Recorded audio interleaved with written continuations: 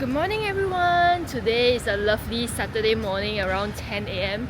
We are headed over to Moulmein Road because we are joining Hidden Heritage SG for a very special heritage tour about the former CDC building. So CDC is actually like a Communicable Disease Centre, which now is actually not in use anymore, but then the organization decided to do this interesting tour for us to find out more about the history of this place. So let's check it out, and I think it's gonna be quite interesting. Very good morning to everybody. Thank you for taking the time to join us on the tour. So maybe just a little bit of introduction for those who are first time looking at us. My name is actually Amanda, and this is Trendy. So together we are actually Hidden Heritage. So actually just a little bit about us, right? How Hidden Heritage started. We started actually from an Instagram account called Abandoned Singapore. So this some of you have followed us since COVID days. So we started Abandoned Singapore during COVID, mainly as a photo gallery, so that when we snap pictures of like hidden gems in Singapore, we wanted people to take a look at the photos and say, oh my goodness, you mean this is Singapore? Singapore got such thing, meh? Because everybody is saying Singapore is very boring, nothing to explore. We wanted to debunk that. Alright, so I think sometime during COVID also, a lot of people were very bored. We started doing a little bit of like tours here and there, but we never really formally kicked off until last year when we started our company Hidden Heritage. Okay, so this is actually one of the few tours that we offer currently under Hidden Heritage. Some people actually say it's Orsai, Black Lion, or 黑狮 in Chinese for those who know. Okay, so basically this logo, last time when I was a young kid, right, similarly my auntie used to stay at Wompo area. She'll say that, hey, Wompo, you can go playground, go everywhere, just don't go near here. Right? Because that's associated with the stigma with diseases, and in particular, very contagious diseases. So what kind of diseases we are talking about? Let me just bring you through the origins of this hospital. So the origins of this hospital started as a smallpox hospital, and not at this location. It was actually at Balestier Plains. That's where actually the Indian Sports Association is currently sits at now. So basically, I think some of the diseases of yesteryear that we had, because Singapore back then was a very urbanizing kind of country. A lot of migrant people come in, and then they brought with them a lot of some sort of diseases. So smallpox was one of them, leprosy, cholera, etc. So smallpox is just not like chicken pox, you see just a few dots. If you can look at this picture over here, you can see a little bit how grotesque the symptoms of smallpox is. That's why sometimes medical students, when they hear of smallpox disease, they always want to go and see, and it's so contagious. The doctors always say don't let them see. Okay, so but for info, smallpox is already declared as eradicated in the world. That's why in 1980s, there isn't any vaccination for that anymore. Okay, the time a lot of like doctors and nurses were actually from UK. They come here to actually work, right? So when they come here to work, they actually bring their family also to come and work. So the thing is that a lot of these blocks of houses that you see near the entrance, right, they were actually the quarters, the living quarters of the doctors and nurses. So of Middleton. And back then, from what they described, Middleton was really like a kampong. Okay, they had their own children playing at the football, rambutan trees, rearing chickens, etc. So this was actually one of the houses also. But I think let me just go all the way back front again to when during the time that this is CDC. If you remember, CDC was actually instrumental in terms of fighting the HIV epidemic in the 80s, right? So this place was actually opened, this block was opened in 1997 as the Patient Care Centre for HIV patients. Why? Because the thing is that last time, HIV was actually sort of a death sentence. So basically, if someone contracted HIV, it would be very difficult for them to, reintegrate into society and look for jobs. They'll be stigmatized. So this patient care center actually was a very a form of a support for them to do handicrafts, paintings, so that they could actually sell. Okay, and also raise money to fund their HIV treatment, because back then it was expensive and not subsidized by government, etc. So this was a place, for them, a safe space for them. So this is where they house people with HIV previously.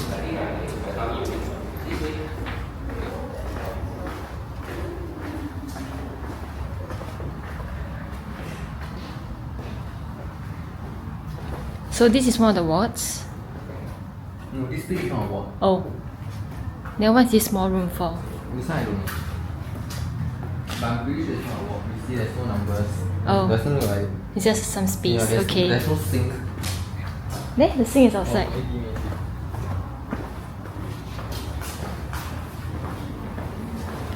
So it's painted yellow to boost their morale.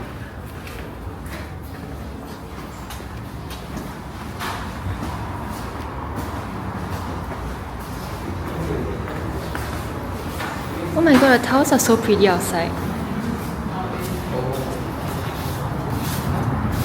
Didn't cost $20 for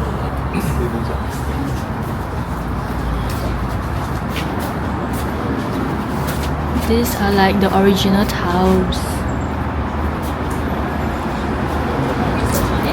So they were actually take the samples from the living and or the dead to actually conduct some research to develop their antiviral kind of like solution.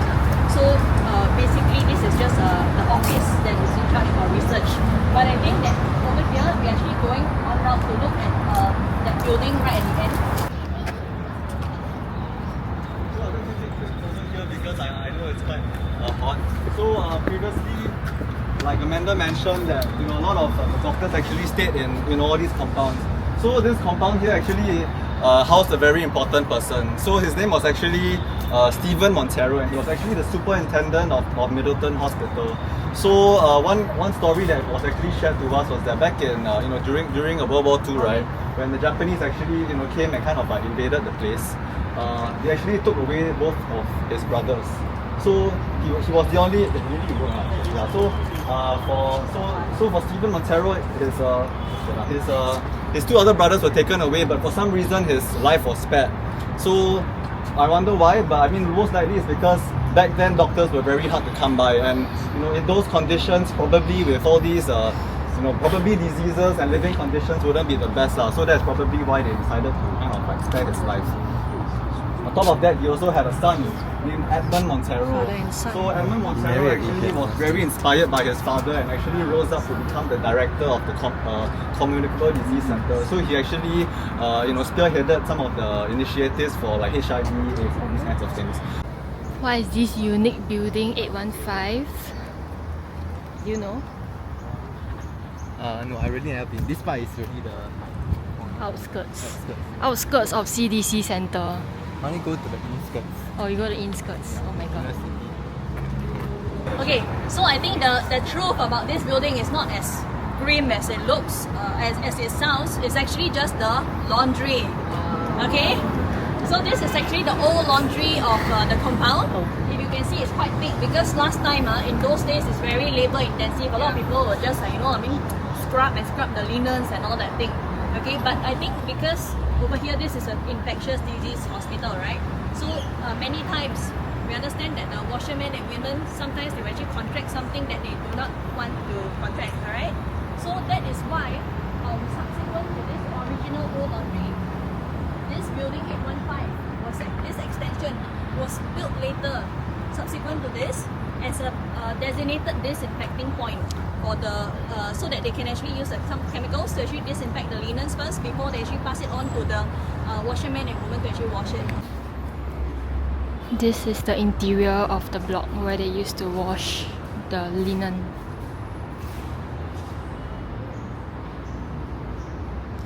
The old tiles are still here, Look at the old tiles.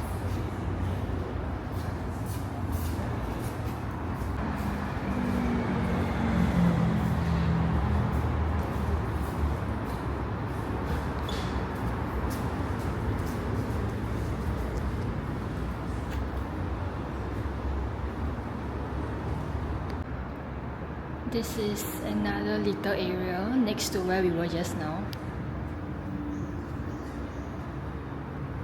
Wow, the wall tiles are still here. I actually really like the blue as well as like the barn looking doors.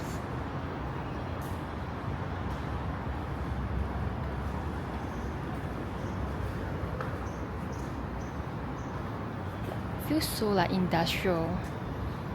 And we're out.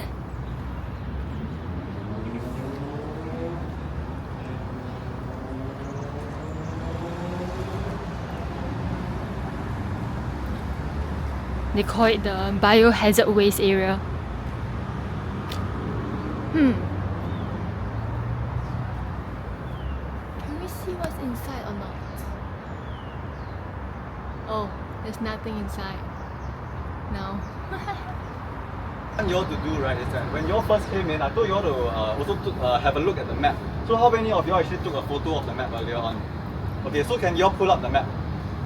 Okay, so on the right side of the map, right, you will see the legend. So if you notice, right, you see, for example, 803, 804, 805, 806, then suddenly it skips to 808.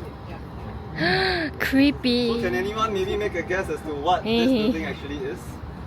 It's where dirty things So are. we have a little photo of what this place used to be. There was actually a little signboard that used to be hanging right by this thing. Oh. Mortuary. So we are very lucky to be able to go in because back then, I think right after 2018 when they first when they first left this place to Tock Seng, right, this place was actually always locked and closed, like always behind closed doors. One thing also special, if I may point out on this place, is that this is one of the blocks that has ramps, right? So basically they will wheel the bodies in and out. Okay, so one thing that was shared to us, right, about doing the mortuary duty, right, is that they always will arrow, or they always will like point ask for the juniors, the most junior staff to actually do. So the junior nurses, 2% will actually be the one that wheel the body inside. So one at the front, one at the back, and all.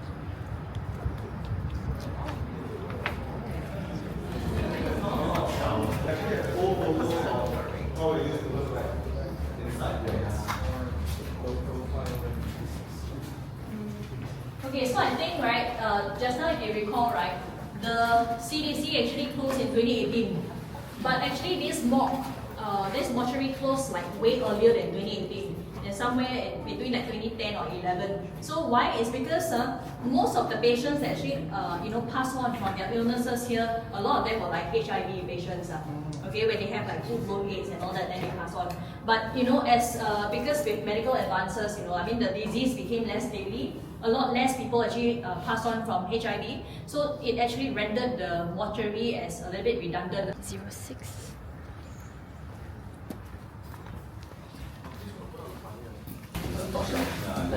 Okay, so this building, right, originally when we first started doing the tours here, we actually didn't even come into this building because from the outside it just looks like any other normal building. It was only around like the 4th tour, right? Then I think one of our participants also went and kepo around, went to go and walk around and explore on their own. Then they were like, hey, do you know that there's this thing here or not? And I was like, so what is this? So I was also quite curious lah. So what they actually did was that this handlebar, and then there's these little tracks over here lah. So of course they quite itchy hands.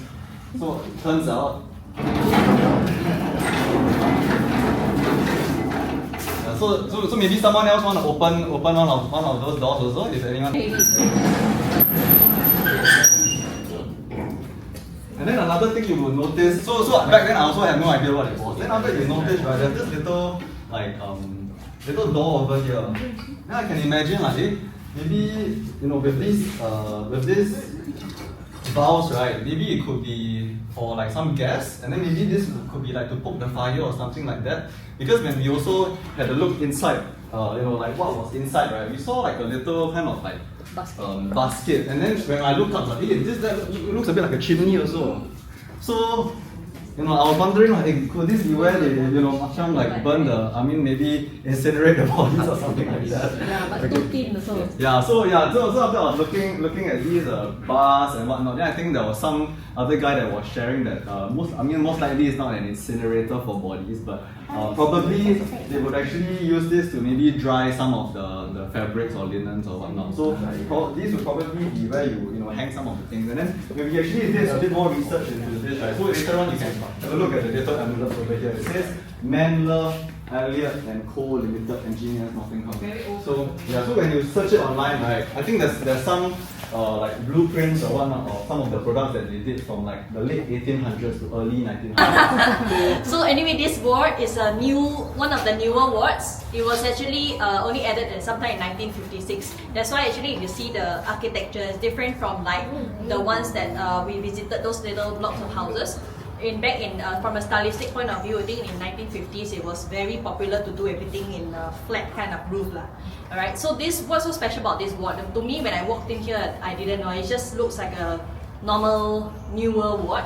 But surprisingly, it's actually the first in Malaya to actually use glass, right, for the wards and all that, to actually minimize a lot of contact with the doctors, nurses, and the patients. So as in a way to actually sort of like contain the disease. So in this ward, it consists of quite a lot of, like, I would say, B-class beds, of 2 to 3 beds in one room, and we also have one communal one right at the end. Okay, that has a lot of ventilation. Right? This was taken just before they moved over the from Seng, 2018. So you can check out this room, and just opposite this room also there's there's this room with like nice, like fake stained glass, but it looks very, very nice also. The last part of the tour, this is Block 804, also known as the admin building, where the officers are all over here. And then you can see obviously that the floorings are so much more different than compared to the wards one, as well as the other buildings that we're in, much newer.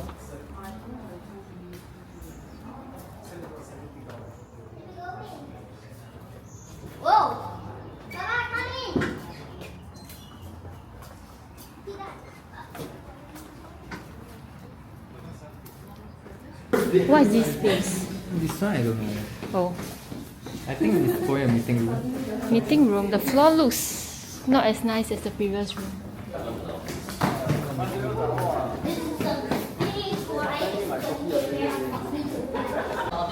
Basically, Ward 76 is the dedicated HIV ward, okay, during its time at CDC. So just a little bit of history. I think back in 1980s, Singapore actually saw a little bit of an epidemic for HIV. So a lot of time, last time, right, those STDs, right, sexually transmitted diseases, they were actually managed at an outpatient clinic or hospital at Middle Road, but they didn't have like inpatient treatments at all. In 1985, even though the whole hospital was already equipped to manage HIV, right, there was a lot of fear, among the doctors and nurses. They were all like saying, oh no, I'm very scared. If I touch somebody, will I get it? If I talk to somebody, will I get it? A lot of myths surrounding this deadly disease. Okay, so what Dr. Edmund Montero did, right, was that he actually said, hey, wait, let me just send all my doctors and nurses, right, to Australia, attend conferences, get yourself educated. So when you come back here, you are really equipped with the knowledge on what HIV is or is not lah. Okay, so in only a year later, in 1986, the center actually saw its first case of HIV.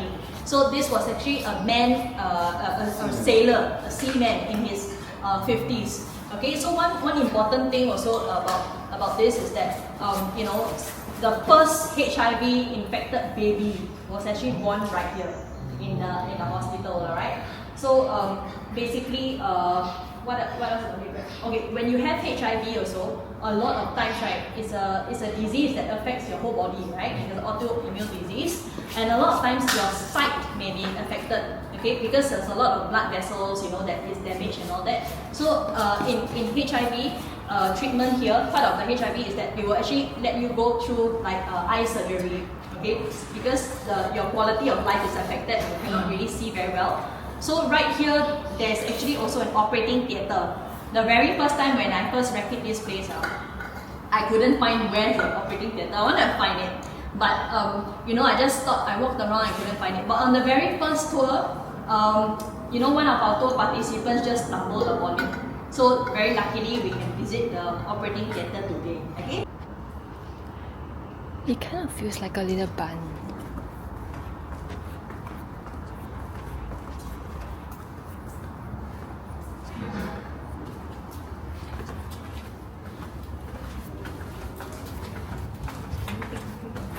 Operating theatre, wow, just behind the wall. So the thing that you wash already, then you don't have to contact your hands again.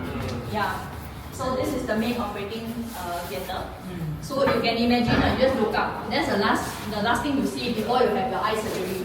Yeah. And then on the right side over there is like a pretty long and dark hallway if you want to walk through.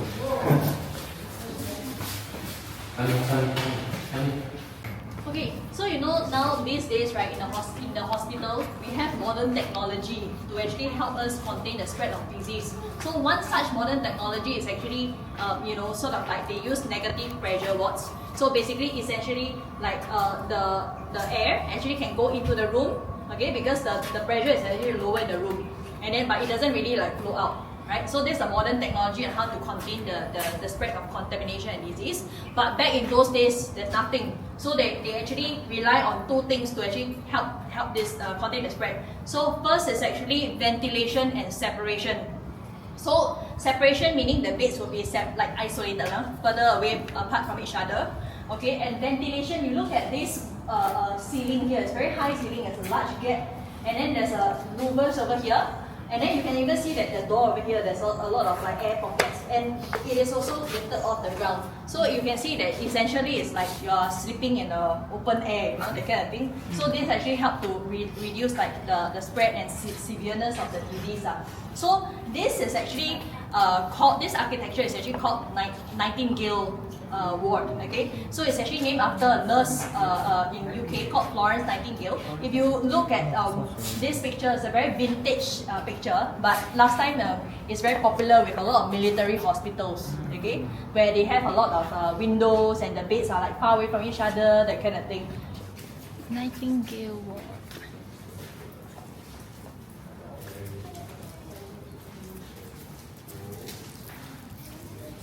So huge, and we are at this other part of the building, and the dispensary is in front. Right. I'll think about it. Looks like it's being like sprouted up almost overnight. Okay, so basically over here it consists of like 80 different cabins that actually make use of industrial containers to actually beef up the isolation capabilities that last time Tock Seng very much needed during the outbreak of SARS in 2003. Okay, so you can see this photo is actually a typical isolation room inside. It's quite cozy if you look at it. Okay, so one interesting story that was shared to us about SARS. I mean, for SARS, I think a lot of us are not strangers to the stories of SARS, but one doctor actually shared with us that he was a first year registrar at like Tock Seng Hospital or something, and then he had actually a buddy that worked alongside with him, throughout his days doing medicine all the way to Tock Seng and all that. And then one fine night, I think the first doctor was posted to CDC over here to handle like admissions and also to tend to SARS patients over here. But he was very shocked, that I think 2 weeks into the disease, very quickly his buddy he had to be the one to admit the buddy and see his buddy and his mother struggle with the symptoms of SARS over here. And but he was like saying, don't worry, okay, I very fast, I don't think yours is very severe and all that. But 2 days later, from his words of reassurance, the buddy and then his mother actually passed on. So he was so upset that he dedicated his whole life towards clinical research after that. Yeah. The amount of wards here is insane. This is like a separate corner of this building. In fact, we came out of like the fence area, and we came out from there. And then there's like this whole container block looking wards. It's really insane, the scale of this place, I mean, it kind of can fit 12 football fields, and I can understand why now. Like having walked through most of it, I don't even think that I touched a little segment of it, but yeah. Honestly, it's a pretty cool tour. You should totally sign up for it if the chance comes by again. So yeah.